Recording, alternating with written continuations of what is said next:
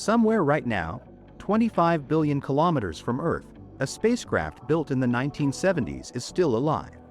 Still moving, still transmitting, still sending back data from a place no human-made object has ever been before. And the team of engineers keeping it alive are about to attempt something they have never done on any spacecraft in the 65-year history of NASA. They're calling it the Big Bang, not the origin of the universe. Something much more specific, and in its own way, just as consequential. A coordinated, all-at-once reconfiguration of multiple systems on a spacecraft that is so far away that any command they send takes 23 hours to arrive. There is no real-time feedback. There is no undo button. If something goes wrong, the most distant machine humanity has ever built goes silent. Permanently. And they have to get it right on the first try.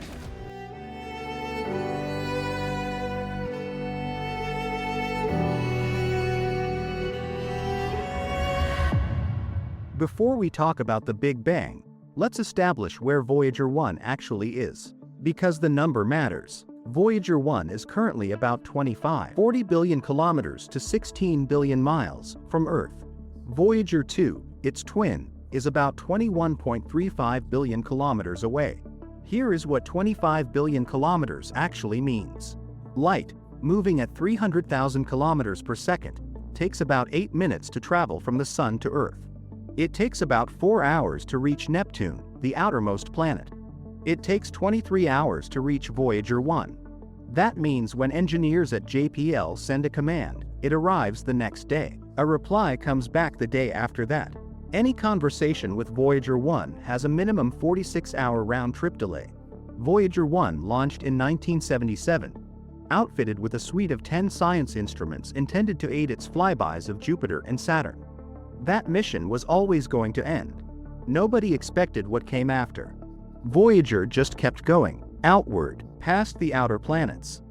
Through the heliosphere, the vast bubble of solar wind surrounding our solar system. And in 2012, it crossed the heliopause. The boundary where the Sun's influence ends and true interstellar space begins. No human-made object had ever done that before. The twin Voyagers are the only spacecraft that are far enough from Earth to provide information about interstellar space. Whatever they tell us from out there, we have no way to verify it, supplement it, or expand on it, not until another spacecraft makes the same journey. And the earliest realistic estimate for when that might happen is decades away. Both probes run on radioisotope thermoelectric generators, devices that convert the heat provided by decaying plutonium into electricity. Since the probes began flying nearly half a century ago, they have been losing an estimated 4 watts of power per year. 4 watts per year sounds trivial, but when your total power budget is already in the low tens of watts, when the difference between functioning spacecraft and frozen fuel lines is measured in single digits, 4 watts a year becomes a crisis you can see coming from decades away. The engineers at JPL have known this was coming. For years, they've been making decisions about which instruments to keep and which to sacrifice. In what order, to preserve the most scientifically valuable capabilities for as long as possible. The LECP has been operating almost without interruption since Voyager 1 launched in 1977, almost 49 years. It measures low-energy charged particles, including ions, electrons, and cosmic rays originating from our solar system and galaxy. The instrument has provided critical data about the structure of the interstellar medium, detecting pressure fronts and regions of varying particle density in the space beyond our heliosphere. That instrument is now off. During a routine, planned roll maneuver on February 27, Voyager 1's power levels fell unexpectedly. Mission engineers knew any additional drop in power could trigger the spacecraft's undervoltage fault protection system, which would shut down components on its own to safeguard the probe, requiring recovery by the flight team, a lengthy process that carries its own risks. The Voyager team needed to act first. Mission manager Kareem Badarudin described what that system represents, with an analogy that stuck with me. I think of fault protection as a safety net for a trapeze artist. It is there, but really the trapeze artist should never let go of the trapeze. Fault protection puts the spacecraft in a safe state, but we must recover from it and get back on the trapeze. The team sent a command on April 17. It took 23 hours to reach the spacecraft. After JPL relayed its commands, the LECP shutdown process took a little more than 3 hours. And then it was done. While shutting down a science instrument is not anybody's preference, it is the best option available, said Kareem Badarudin. Voyager 1 still has 2 remaining operating science instruments. One that listens to plasma waves and one that measures magnetic fields. They are still working great, sending back data from a region of space no other human-made craft has ever explored. 2 instruments. On a 49-year-old spacecraft. At the edge of known space. That's what's left. Now the Big Bang.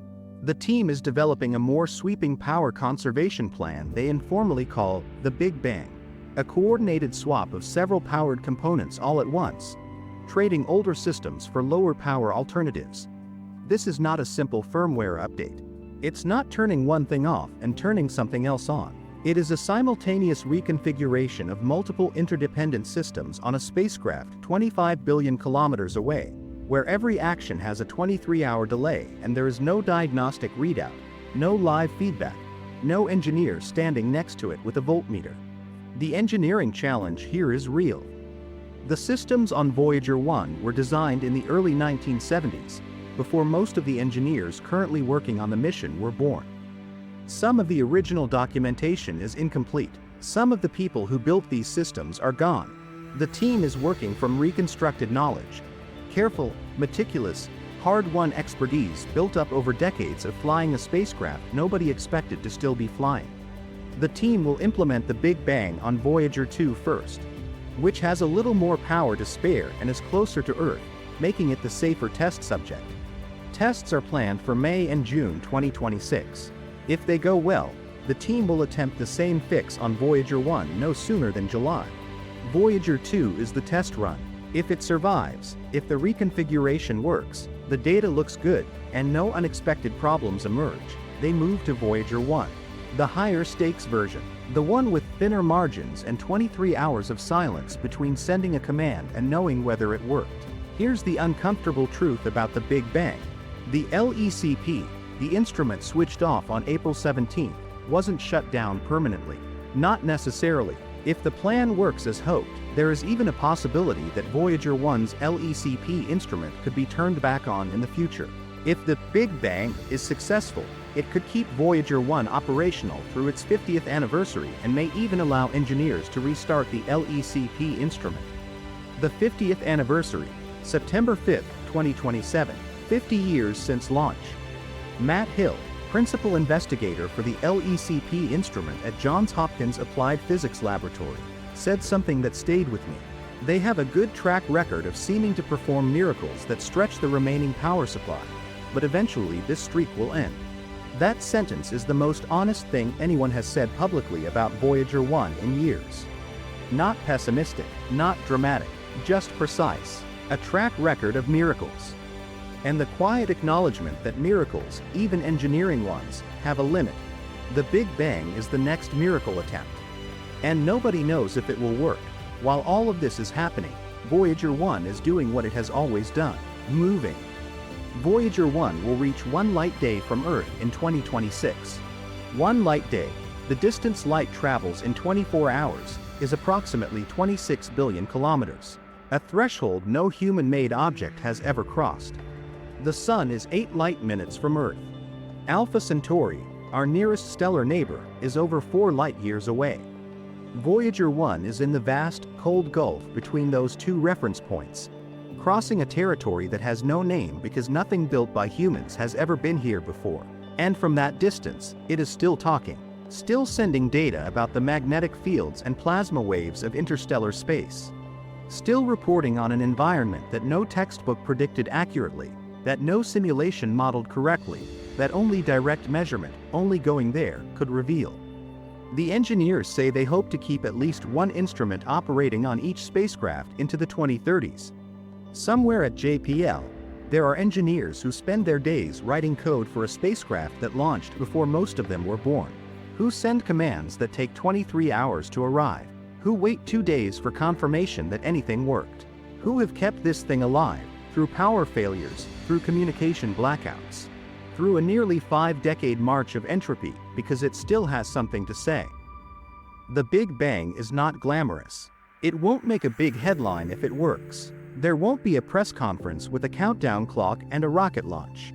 There will just be, sometime in July 2026, if the Voyager 2 tests go well, a command sent from a room in Pasadena, California, traveling at the speed of light toward a spacecraft 25 billion kilometers away.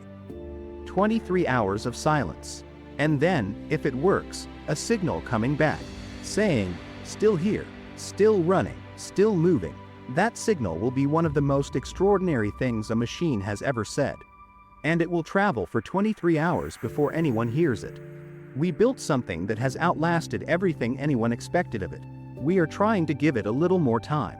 Because it still has things to tell us. And we're still listening.